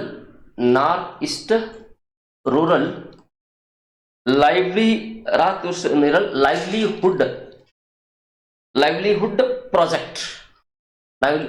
ಪ್ರಾಜೆಕ್ಟ್. ಇದು ಗ್ರಾಮೀಣ ಪ್ರದೇಶದ ಜನರ ಜೀವನವನ್ನು ಸುಸ್ಥಿರ ಮಾಡಬೇಕು. ಆಮೇಲೆ ಅದು ಈಶಾನ್ಯ ಭಾರತದಲ್ಲಿ. ಆಮೇಲೆ ಸ್ವಸಹಾಯ ಕೌಶಲ್ಯ ಅಭಿವೃದ್ಧಿನ ನೀಡಬೇಕು. ಸೊ ನೀರೇನಪ್ಪ ಅಂದ್ರೆ ಜನರ ಜೀವನ ಸುಧಾರಣೆ ಮಾಡಬೇಕು ಅಂತ ಹೇಳಿ 2012ರಲ್ಲಿ ಬಂದಿರತಕ್ಕಂಥ ಯೋಜನೆ, ಈಶಾನ್ಯ ರಾಜ್ಯಗಳಿಗಾಗಿನೇ ಬಂದಿರತಕ್ಕಂಥ ಯೋಜನೆ. ಯಾವುದು? PMNRLP ಅಂತ ಹೇಳಿ. ಇನ್ನು PMDRDU, ಸೊ ಇದಕ್ಕೆ ಏನಪ್ಪಾ ಅಂದ್ರೆ ಇದಕ್ಕೂ ಸಂಬಂಧಪಟ್ಟ ಯೋಜನೆ ಇದಾಗಿಲ್ಲ. ಇನ್ನು ನೆಕ್ಸ್ಟ್ ಬರ್ತಕ್ಕಂಥದ್ದು ಯಾವ್ದಪ್ಪ ಅಂದ್ರೆ ಈ PMFME ಅಂತ ಹೇಳಿ. PMFME ಅಂತ ಹೇಳಿ ಬರ್ತದ. ಏನಪ್ಪಾ ಅಂದ್ರೆ PMFM ಫುಡ್ ಪ್ರಧಾನಮಂತ್ರಿ. PM ಅಂದ್ರೆ ಪ್ರಧಾನಮಂತ್ರಿ formalisation of micro food processing ಅಂತ ಹೇಳಿ. ಇದ್ರ ವಿಸ್ತೃತ ರೂಪ ಎಂಟರ್ಪ್ರೈಸಸ್ ಹೇಳಿ ನೋಡ್ರಿ. Formalisation of micro food processing enterprises scheme ಅಂತ ಹೇಳಿ ಬರ್ತಾ. ಸೊ ಇದು ಏನಪ್ಪಾ ಅಂದ್ರೆ ಅಸಂಘಟಿತ ಆಹಾರ ಸಂಸ್ಕರಣೆ ಸಂಘಟಿತ ಮಾಡುವ ಉದ್ದೇಶಕ್ಕಾಗಿ ಈ ಏನಪ್ಪಾ ಅಂದ್ರೆ ಯೋಜನೆ ಜಾರಿ ಅಂದ್ರೆ. ಇನ್ನು PMDV ಏನಂದ್ರೆ ಪ್ರಧಾನಮಂತ್ರಿ ಅಭಿವೃದ್ಧಿ ಕಾರ್ಯಕ್ರಮ ಅಂತ ಹೇಳಿ ಬರ್ತದ, ಡೆವಲಪ್ಮೆಂಟ್ ಬರ್ತದ. ಇದ್ರು ಏನಪ್ಪಾ ಅಂದ್ರೆ 2022-23 ಲಾಂಚ್ ಮಾಡ್ಯಾರ. ಸೊ ಎಲ್ಲಿಗಪ್ಪ ಅಂದ್ರೆ 4 ವರ್ಷಗಳ ಕಾಲ ಈಶಾನ್ಯ ರಾಜ್ಯಗಳಿಗೆ. ಯಾವ ರಾಜ್ಯಗಳಿಗೆ? ಅರುಣಾಚಲ ಪ್ರದೇಶ ಆಗಿರ್ಬೋದು, ಮಣಿಪುರ ಆಗಿರ್ಬೋದು, ಏನಪ್ಪಾ ಅಂದ್ರೆ ಈಶಾನ್ಯ ರಾಜ್ಯ ಬರ್ತಾವಲ್ರಿ, ಎಲ್ಲಾ ರಾಜ್ಯಗಳಿಗೆ ಅರುಣಾಚಲ ಪ್ರದೇಶ, ಅಸ್ಸಾಂ, ಮಣಿಪುರ, ಮೇಘಾಲಯ, ಮಿಜೋರಾಂ, ನಾಗಾಲ್ಯಾಂಡ್, ತ್ರಿಪುರ ಇಷ್ಟು ದೇಶಗಳಿಗೆ ಏನಪ್ಪಾ ಅಂದ್ರೆ ಆರ್ಥಿಕ ಅಭಿವೃದ್ಧಿಗಾಗಿ ಆರ್ಥಿಕ ನೆರವು ನೀಡುವ ಉದ್ದೇಶಕ್ಕಾಗಿ ಯೋಜನೆ ಜಾರಿಗೆ ತಂದ್ರ. ಸೊ ಇಲ್ಲಿ ಸರಿಯಾಗಿರ್ತಕ್ಕಂಥ ಉತ್ತರ PMDY ಅಂತ ಹೇಳಿಕೆ. ಸೊ ಆಪ್ಷನ್ಸ್ 4 ಮಾತ್ರ ಇಲ್ಲಿ ಸರಿಯಾಗಿರ್ತಕ್ಕಂಥ ಉತ್ತರ. ಆಪ್ಷನ್ 4 ಇಲ್ಲಿ ಸರಿಯಾಗಿರ್ತಕ್ಕಂಥ ಉತ್ತರ ಅಂತ ಹೇಳ್ತಾ ಮುಂದಿನ ಪ್ರಶ್ನೆ. ಅಂಡಮಾನ್ ನಿಕೋಬಾರ್ ದ್ವೀಪಕ್ಕೆ ಅಂಡಮಾನ್ ನಿಕೋಬಾರ್ ದ್ವೀಪ ಸಮೂಹದ ದ್ವೀಪಗಳ ಹಳೆಯ ಹೆಸರುಗಳನ್ನ ಈ ಮುಂದಿನ ಹೊಸದರೊಂದಿಗೆ ಹೋಲಿಸಿ ಬರೆಯಿರಿ ಅಂತ ಹೇಳಿ ಇಲ್ಲಿ ಬಂದಿರತಕ್ಕಂಥ ಕ್ವಶನ. ಇಲ್ಲಿ ರಾಸ್ ದ್ವೀಪ ಇದು ನೇತಾಜಿ, ಇದಕ್ಕೆ ರಾಸ್ ದ್ವೀಪಕ್ಕೆ ನೇತಾಜಿ ಸುಭಾಷ್ ಚಂದ್ರ ಬೋಸ್ ದ್ವೀಪ ಅಂತ ಹೆಸರು ಕೊಟ್ಟಾರ. ಇನ್ನ ನೈಲ್ ದ್ವೀಪಗ ಶಹೀದ್ ದ್ವೀಪ್ ಅಂತ ಹೆಸರು ಕೊಟ್ಟಾರ. ಇದಕ್ಕೆ ಯಾವ ದ್ವೀಪ ರೀ? ಶಹೀದ್ ದ್ವೀಪ್ ಅಂತ ಹೆಸರು ಕೊಟ್ರ. ಇನ್ನ ಹ್ಯಾವಲಾಕ್ ದ್ವೀಪಗ ಸ್ವರಾಜ್ ದ್ವೀಪ್ ಅಂತ ಹೆಸರು ಕೊಟ್ರ. ಅದು ಸ್ವರಾಜ್ ದ್ವೀಪ. ಇನ್ನು ಫ್ಲೋಟ್ ಬೇರ್ ದ್ವೀಪ ಏನಪ್ಪ ಅಂದ್ರೆ ಶ್ರೀ ವಿಜಯಪುರಂ ದ್ವೀಪ ಅಂತ ಹೆಸರು ಕೊಟ್ರ. ನೋಡ್ರಿ ಏನಪ್ಪ ಅಂದ್ರ ಒಂದನೇದು ಬಿ, ಎರಡನೇದು ಡಿ, ಎರಡನೇದು ಡಿ, ಇನ್ನ ಒಂದನೇದು ಬಿ, ಎರಡನೇದು ಡಿ, ಮೂರನೇದು ಸಿ, ಇನ್ನ ನಾಲ್ಕನೇದು ಎ. ಇಲ್ಲಿ ನೋಡ್ರಿ ಯಾವ ಸರಿ ಅದ? ಒಂದು ಬಿ ಇವಂತೂ ಅಲ್ವೇಲ್ಲ, ಎರಡು ಮೇಲಿನಂತೂ ಅಲ್ವಾ? ಎಲ್ಲಿ ಅಲ್ಲ, ಒಂದು ಬಿ ಇದು ಅದ, ಎರಡು ಸಿ, ಎರಡು ಡಿ ಅದ. ಮೇಲೆ ನೋಡೋದು ಬೇಡ, ಮೂರು ಸಿ. ಇಲ್ಲಿ ಸರಿಯಾಗಿರ್ತಕ್ಕಂಥ ಉತ್ತರ ಏನಪ್ಪಾ ಅಂದ್ರ ಯಾವುದು? ಆಪ್ಷನ್ಸ್ 4 ಸರಿಯಾಗಿರ್ತಕ್ಕಂಥ ಉತ್ತರ. ಯಾವ್ದ್ರಿ? ರಾಸ್ ದ್ವೀಪಕ್ಕ ನೇತಾಜಿ ಸುಭಾಷ್ ಚಂದ್ರ ಬೋಸ್ ದ್ವೀಪ ಅಂತ ಹೆಸರು ಕೊಟ್ರ. ನೈಲ್ ದ್ವೀಪಕ್ಕ ಶಹೀದ್ ದ್ವೀಪ ಅಂತ ಹೆಸರು ಕೊಟ್ರ. ಹ್ಯಾವ್ಲಾಕ್ ದ್ವೀಪಗ ಸ್ವರಾಜ್ ದ್ವೀಪ ಅಂತ ಹೆಸರು ಕೊಟ್ರ. ಫ್ಲೋಟ್ಬರ್ ದ್ವೀಪಗ ಶ್ರೀ ವಿಜಯಪುರಂ ಅಂತ ಹೇಳಿ ಹೆಸರು ಕೊಟ್ಟಾರ ಅಂತ ಹೇಳಿ ನಾವು ನೋಡ್ತೀವಿ. ಸರಿಯಾದ ಉತ್ತರ 1B 2D 3C 4A. 1B 2D 3C 4A option 4 ಸರಿಯಾಗಿರ್ತಕ್ಕಂಥ ಉತ್ತರ. ಇತ್ತೀಚೆಗೆ ಭಾರತ ಸರ್ಕಾರ ಆರಂಭಿಸಿದ ವಿಶ್ವಾಸ್ ಯಾವುದಕ್ಕೆ ಸಂಬಂಧಿಸಿದೆ ಅಂತ ಹೇಳಿ ನಾವು ಹೇಳ್ತೀವಿ. ಇರೋ ಮಾಹಿತಿ ತಂತ್ರಜ್ಞಾನ ಇಲಾಖೆ, ಎಲೆಕ್ಟ್ರಾನಿಕ್ಸ್ ಮತ್ತು ಮಾಹಿತಿ ತಂತ್ರಜ್ಞಾನ ಮಾಹಿತಿ ತಂತ್ರಜ್ಞಾನ ಸಚಿವಾಲಯ ಇದನ್ನ ಜಾರಿಗೆ ತರ್ತಾರ. ಇಲ್ಲಿ ಏನಪ್ಪಾ ಅಂದ್ರೆ ಇದು ಬ್ಲಾಕ್ ಚೈನ್ ಅದನ್ನ ಜೋಡಣೆ ಆಗಿದೆ ಅಂತ ಸರಿಯಾಗಿರ್ತಕ್ಕಂಥ ಉತ್ತರ ಯಾವ್ದಪ್ಪ ಅಂದ್ರೆ ಆಪ್ಷನ್ಸ್ 4 ಬ್ಲಾಕ್ ಚೈನ್ ತಂತ್ರಜ್ಞಾನದ ಜೋಡಣೆ ಆಗಿದೆ. ಬ್ಲಾಕ್ ಚೈನ್ ಜೋಡಣೆ ಸರಿಯಾಗಿರ್ತಕ್ಕಂಥ ಉತ್ತರ ಅಂತ ಹೇಳ್ತಾ ಮುಂದಿನ ಪ್ರಶ್ನೆ, ಮಿಷನ್ ಶಕ್ತಿ ಯೋಜನೆ ಸಂಬಂಧಿಸಿದಂತೆ ಕೆಳಗಿನ ಯಾವ ಸರಿ ನೋಡ್ರಿ, ಮಿಷನ್ ಶಕ್ತಿ ಯೋಜನೆ ಅಂತ ನೋಡ್ರಿ, ಮಿಷನ್ ಶಕ್ತಿ ಯೋಜನೆ ಈ ಕೆಳಗಿನ ಸಮಸ್ಯೆ ಕೆಳಗಿನ ಹೇಳಿಕೆಯನ್ನ ಪರಿಗಣಿಸಿ. ಮಿಷನ್ ಶಕ್ತಿ ಯೋಜನೆಗೆ ಕೆಳಗಿನ ಹೇಳಿಕೆಗಳನ್ನ ಪರಿಗಣಿಸಿ ಅಂತ ಹೇಳಿ ಕ್ವಶನ್ ಅದ ನೋಡ. ಮಿಷನ್ ಶಕ್ತಿ ಯೋಜನೆಯು ಮಹಿಳಾ ಸುರಕ್ಷತೆ, ಭದ್ರತೆ, ಸಬಲೀಕರಣದ ಏಕೀಕೃತ ಯೋಜನೆಯಾಗಿದೆ. ಓಕೆ, ಇದು ಸಾಂಬಲ್ ಮತ್ತು ಸಾಮರ್ಥ್ಯ ಎಂಬ 2 ಉಪಯೋಜನೆಗಳನ್ನ ಒಳಗೊಂಡಿದೆ. ಓಕೆ, ಅಸ್ತಿತ್ವದಲ್ಲಿರುವ ಉಜ್ವಲ, ಸ್ವಾತಂತ್ರ್ಯಗೃಹ, ಪ್ರಧಾನಮಂತ್ರಿ ಮಾತೃ ವಂದನಾದಂತಹ ಯೋಜನೆಗಳನ್ನ ಸಾಮರ್ಥ್ಯ ಯೋಜನೆಯಲ್ಲಿ ವಿಲೀನಗೊಳಿಸಲಾಗಿದೆ. ಓಕೆ, ಅಸ್ತಿತ್ವದಲ್ಲಿರುವ ಮಹಿಳಾ ಸಹಾಯವಾಣಿ, ಬೇಟಿ ಬಚಾವ್ ಬೇಟಿ ಪಡಾವ್ ಯೋಜನೆನ ಸಾಂಬಲ್ ಯೋಜನೆಯಲ್ಲಿ ವಿಲೀನಗೊಳಿಸಲಾಗಿದೆ. ಇಲ್ಲಿ ಸರಿಯಾಗಿರ್ತಕ್ಕಂಥ ಉತ್ತರ ಯಾವ್ದಪ್ಪ ಅಂದ್ರೆ ಆಪ್ಷನ್ಸ್ ಎ, ಮಿಷನ್ ಶಕ್ತಿ ಯೋಜನೆ ಮಹಿಳಾ ಸುರಕ್ಷತೆ, ಭದ್ರತೆ, ಸಬಲೀಕರಣದ ಯೋಜನೆ ಆಗಿದೆ. ಸರಿ, ಇದು ಸಾಂಬಲ್ ಮತ್ತು ಸಾಮರ್ಥ್ಯ ಉಪಯೋಗಗಳಿದೆ. ಸರಿ, ಅಸ್ತಿತ್ವದಲ್ಲಿರುವ ಉಜ್ವಲ, ಸ್ವಾಧರ್ ಗೃಹ, ಪ್ರಧಾನಮಂತ್ರಿ ಮಾತೃ ವಂದನಾ ಯೋಜನೆ ಇಲ್ಲ, ತಪ್ಪು. ಸರಿ, ಇಲ್ಲ. ಅಸ್ತಿತ್ವದಲ್ಲಿರುವ ಮಹಿಳಾ ಸಹಾಯವಾಣಿ, ಬೇಟಿ ಬಚಾವ್ ಬೇಟಿ ಪಡಾವ್ ಸಾಂಬಲ್ ಯೋಜನೆ ಬೆಳೆಸಲಾಗಿದೆ. ಇದು ಕೂಡ ಸರಿಯಾಗಿರ್ತಕ್ಕಂಥ ಉತ್ತರ. ಇಲ್ಲಿ ಮೇಲಿನ ಉತ್ತರ ಅಂದ್ರೆ ಎ ಬಿ ಡಿ. ಯಾವ್ದ್ರಿ? ಎ ಬಿ ಡಿ ಸರಿಯಾಗಿರ್ತಕ್ಕಂಥ ಉತ್ತರ ಅಂತ ಹೇಳಿ ಆಪ್ಷನ್ಸ್ 2 ಎ ಬಿ ಡಿ ಸರಿಯಾಗಿರ್ತಕ್ಕಂಥ ಉತ್ತರ. ಮುಂದಿನ ಪ್ರಶ್ನೆ,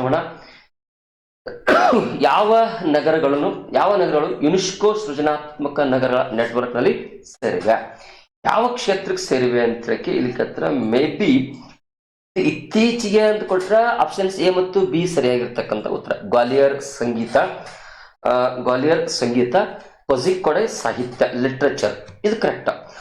ಇತ್ತೀಚೆಗೆ ಸುದ್ದಿಯಲ್ಲಿ ಇತ್ತೀಚೆಗೆ ಕೊಟ್ಟರೆ ಗ್ವಾಲಿಯರ್ ಮತ್ತು ಕಾಜಿಕೋಡ ಕರೆಕ್ಟ್ ಉತ್ತರ. ಆದ್ರೆ ಇಲ್ಲಿ ಚೆನ್ನೈ ಕೂಡ ಮ್ಯೂಸಿಕ್ ಕೊಟ್ರ. ಚೆನ್ನೈ ಕೂಡ ಎ ಮತ್ತು ಸಿನು ಸರಿ ಆಗ್ತದ, ಎ ಮತ್ತು ಬಿನು ಸರಿ ಆಗ್ತದ, ಎ ಬಿ ಸಿನು ಸರಿ ಆಗ್ತದ. ನೋಡೋಣ, ಇದೊಂದು ಕೂಡ ಪ್ರಶ್ನೆ ಕಾಯ್ದೆ ನೋಡೋಣ. ಯಾಕಂದ್ರೆ ಸರಿ ಯಾವ್ಯಾವ ಕೊಟ್ರ ತಿಳ್ಕಿ ನಿಮ್ನ ಬರದೇ ಬಿಡ್ತೀನಿ ನೋಡ್ರಿ. ಮತ್ತೆ ಸುಮ್ಮನೆ ಯಾಕ ನೋಡ್ರಿ, ಇಲ್ಲಿ ಮುಂಬೈ ಯಾವ್ದ್ರಿ? ಮುಂಬೈ ಇದ್ಯಾವ್ದಕ್ಕ? ಫಿಲ್ಮ್ ಮೇಕರ್, ಸಿನಿಮಾ ಸಲ ಕೊಟ್ಟಾರ. ಸೃಜನಾತ್ಮಕ ನಗರಗಳ ಕ್ರಿಯೇಟಿವ್ ಸಿಟೀಸ್ ಅಂತ ಯುನೆಸ್ಕೋ. ಚೆನ್ನೈದು ಸಂಗೀತ, ಚೆನ್ನೈ ಯಾವ್ದ್ರಿ? ಸಂಗೀತ. ಹೈದರಾಬಾದ್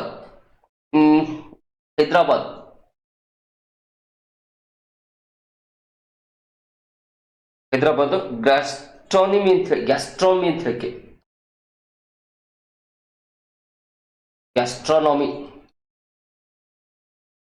ಗ್ಯಾಸ್ಟ್ರಾನಮಿ. ಇನ್ನು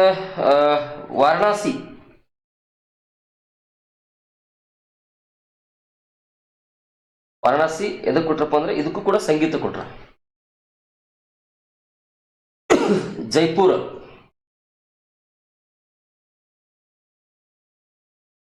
ಕಲೆ, ಶ್ರೀನಗರ್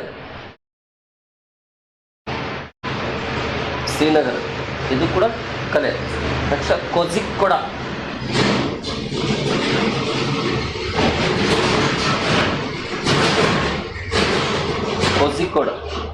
ಇದಕ್ಕಪ್ಪ ಅಂದ್ರೆ ಲಿಟ್ರೇಚರ್ ಸಾಹಿತ್ಯ.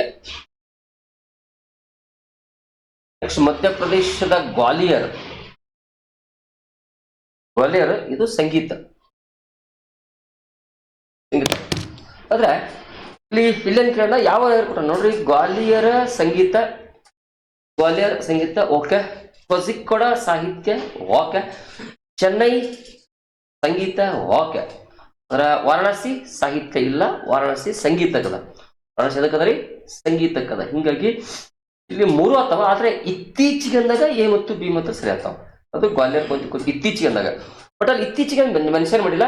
ಸೊ ಹಿಂಗಾಗಿ 3 ಆಗ್ತಾವ ಕೊಟ್ಟಿರ್ತಕ್ಕಂಥ. ಇದು ಗ್ರೇಸ್ ಬಸ್ ಬರುವ ಎಲ್ಲಾ ಲಕ್ಷಣಗಳು ಕಾಣಗತ್ತಾವ. ಓಕೆ, ವೈಬ್ರೆಂಟ್ ವಿಲೇಜ್ ಪ್ರೋಗ್ರಾಮ್ ಕುರಿತಂತೆ ಮುಂದಿನ ಹೇಳಿಕೆಗಳನ್ನ ಪರಿಗಣಿಸಿ. ಓಕೆ, ವೈಬ್ರೆಂಟ್ ವಿಲೇಜ್ ಪ್ರೋಗ್ರಾಮ್ ಒಂದು ಕೇಂದ್ರ ಸರ್ಕಾರದ ಯೋಜನೆಯಾಗಿದೆ. ಸರಿ, ಇದು ಗುರುತಿಸಲಾದ ಗಡಿ ಪ್ರದೇಶದ ಗ್ರಾಮಗಳಲ್ಲಿ ವಾಸಿಸುವ ಜನರ ಜೀವನ ಗುಣಮಟ್ಟವನ್ನು ಸುಧಾರಿಸುವ ಹಾಗೆಯೇ ಉತ್ತರದ ಗಡಿ ಪ್ರದೇಶದಲ್ಲಿ ಬ್ಲಾಕ್ಗಳ ಗ್ರಾಮಗಳ ಸಮಗ್ರವಾಗಿ ಅಭಿವೃದ್ಧಿಪಡಿಸುವ ಉದ್ದೇಶ ಹೊಂದಿದೆ. ಸರಿ, ಗ್ರಾಮ ಪಂಚಾಯತಿಗಳ ಸಹಾಯದೊಂದಿಗೆ ಜಿಲ್ಲಾ ಆಡಳಿತವು ವೈಬ್ರೆಂಟ್ ವಿಲೇಜ್ ಪ್ರೋಗ್ರಾಮ್ ಕ್ರಿಯಾ ಯೋಜನೆಯನ್ನು ರಚಿಸುತ್ತದೆ. ಸರಿ, ಹಾಗಾದ್ರೆ ಇಲ್ಲಿ ಕೇಳಿರ್ತಕ್ಕಂಥ ಕ್ವಶನ್ ಸರಿಯಾಗಿರ್ತಕ್ಕಂಥ ಉತ್ತರ ಯಾವ್ದಪ್ಪ ಅಂದ್ರೆ ಇಲ್ಲಿ ಮೂರು ಕೂಡ ಸರಿಯಾಗಿರ್ತಕ್ಕಂಥ ಉತ್ತರ ಯಾವ್ದು? ಕೇಂದ್ರ ಸರ್ಕಾರದ ಯೋಜನೆ ಆಗಿದೆ, ಹೌದು. ನೆಕ್ಸ್ಟ್ ಏನಪ್ಪ ಅಂದ್ರೆ ಕೇಂದ್ರ ಸರ್ಕಾರದ ಯೋಜನೆ, ಹೌದು. ನೆಕ್ಸ್ಟ್ ಇದು ಗುರುತಿಸದ ಗಡಿ ಪ್ರದೇಶದ ಗ್ರಾಮಗಳಲ್ಲಿ ವಾಸಿಸುವ ಜನರ ಜೀವನ ಸುಧಾರಿಸುವ ಉತ್ತರ ಭಾರತದ ಗಡಿ ಪ್ರದೇಶದಲ್ಲಿ ಬ್ಲಾಕ್ಗಳ ಗ್ರಾಮಗಳ ಸಮಗ್ರ ಅಭಿವೃದ್ಧಿಪಡಿಸುವ ಗುರಿಯನ್ನು ಹೊಂದಿದೆ, ಇದು ಕೂಡ ಸರಿ. ಗ್ರಾಮ ಪಂಚಾಯತಿ ಸಹಾಯದೊಂದಿಗೆ ಜಿಲ್ಲಾಡಳಿತದನ್ನ ಇದು ಕೂಡ ಸರಿ. ಇಲ್ಲಿ ಕೊಟ್ಟಿರ್ತಕ್ಕಂಥ 3 ಆಪ್ಷನ್ 3 ಸರಿ. ಹೀಗಾಗಿ ಸರಿಯಾಗಿರ್ತಕ್ಕಂಥ ಉತ್ತರ 3 ಹೇಳಿಕೆಗಳು ಸರಿಯಾಗಿವೆ. ಆಪ್ಷನ್ಸ್ 3 3 ಹೇಳಿಕೆಗಳು ಸರಿಯಾಗಿವೆ ಅಂತ ಹೇಳಿ ಸರಿಯಾಗಿರ್ತಕ್ಕಂಥ ಉತ್ತರ ಅಂತ ಹೇಳಿ ನಾವು ಇಲ್ಲಿ ನೋಡ್ತೀವಿ. ಈಗ ಮುಂದಿನ ಪ್ರಶ್ನೆ ಹೋಗೋಣಂತ. ಭಾರತ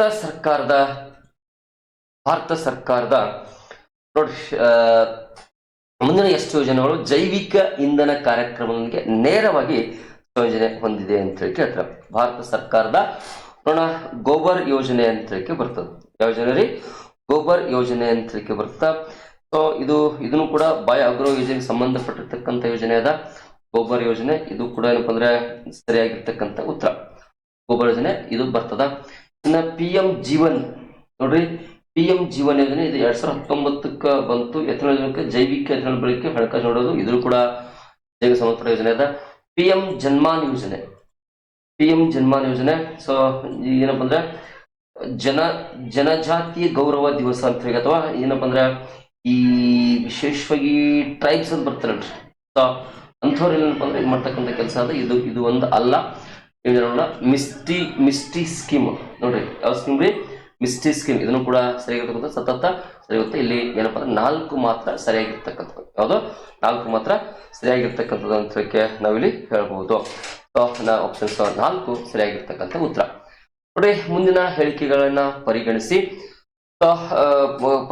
ಉತ್ತರ ಹೇಳ್ರಿ ಅಂತ ಹೇಳಕ್ಕೆ, ಮುಂದಿನ ಹೇಳಿಕೆಗಳನ್ನ ಪರಿಗಣಿಸಿ ಉತ್ತರ ಹೇಳ್ರಿ ಅಂತ ಹೇಳಕ್ಕೆ ನೋಡ್ರಿ. ಮೊಯಿಡಾಮ್ಸ್ ಅಹೋಮ್ ರಾಜ್ಯ ಮನೆತನದ ತಿಬ್ಬದ ಸಮಾಧಿ ವ್ಯವಸ್ಥೆಯು ಯುನೆಸ್ಕೋ ಪಾರಂಪರಿಕ ತಾಣವಾಗಿದೆ. ಸರಿ, ಮೊಯಿಡಾಮ್ಸ್ ಅಹೋಮ್ ರಾಜ್ಯ ಮನೆತನದ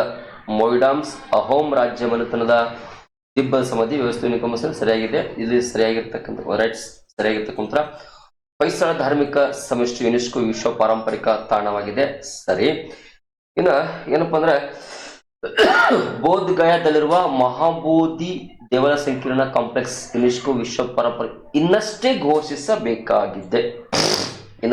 ಘೋಷಿಸಬೇಕಾಗಿದೆ. ಇಲ್ಲ, ಇದು ಆಲ್ರೆಡಿ ಘೋಷಿಸಲಾಗಿದೆ. ಇದು ಕೂಡ ಯುನೆಸ್ಕೋ ವಿಶ್ವ ಪಾರಂಪರಿಕ ತಾಣ. ಯಾವ್ದ್ರಿ? ವಿಶ್ವ ಪಾರಂಪರಿಕ ತಾಣ ಯಾವುದು? ಮಹಾಬೋಧಿ ಇದು ಏನದು? ಮಹಾಬೋಧಿ ಗಯಾ ಅಂತ ಹೇಳಿ ಹೇಳ್ತಾರಲ್ಲ, ಇದು ಯುನೆಸ್ಕೋ ವಿಶ್ವ ಪಾರಂಪರಿಕ ತಾಣ ಅದ ಅಂತ ಹೇಳಿ ನಾವು ಹೇಳ್ತೀವಿ. ಸೊ ಹಿಂಗಾಗಿ ಇಲ್ಲಿ ಕೊಟ್ಟರು ನೋಡ್ರಿ, ಇದು ಯಾವಾಗ ಸೇರ್ಪಡೆಯಾಗಿದೆಪ್ಪ ಅಂದ್ರೆ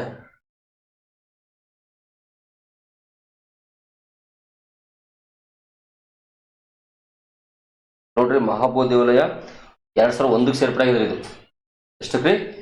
2001 ಸೇರ್ಪಡೆಯಾಗಿದೆ. ಇದೇ ಯಾವಾಗ? 2023 ಸೇರ್ಪಡೆಯಾಗಿದೆ. ಇದೇ ಯಾವಾಗ? 2024 ಸೇರ್ಪಡೆಯಾಗ್ಯದ. ಇವೈತಿ ಸೇರ್ಪಡೆಯಾಗಿದ್ದು ಹಳೇದಿದು. ಸೊ ಹಿಂಗಾಗಿ ಇಲ್ಲಿ ಏನಪ್ಪ ಅಂದ್ರೆ ಎ ಮತ್ತು ಬಿ ಮಾತ್ರ ಸರಿ. ಆಪ್ಷನ್ಸ್ 1